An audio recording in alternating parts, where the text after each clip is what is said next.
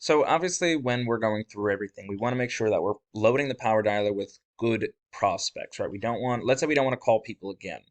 So, or let's say we don't want to call people who are a yes or are a no.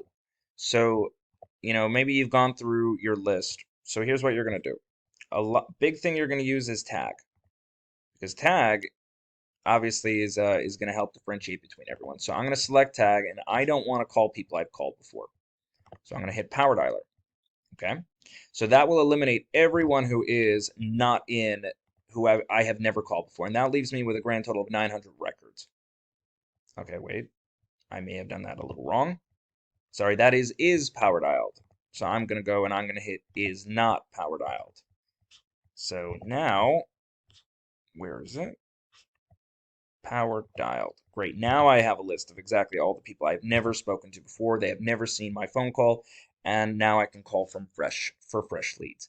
But let's say I've gone through all the leads, and I have a lot of people who have never called or have never answered. And I want to go through this again. So what I'm going to do is I am going to hit is not, and I'm not going to put power dialed in there because I want to call people I've power dialed before. So I'm going to hit select tag is not, but I don't want to call people who answered the phone. And I don't want to call people who said yes or no. So I'm going to scroll to the yes, because remember, we've been putting those in. And I'm going to hit again, and I'm going to hit I don't want the no's. So where's no?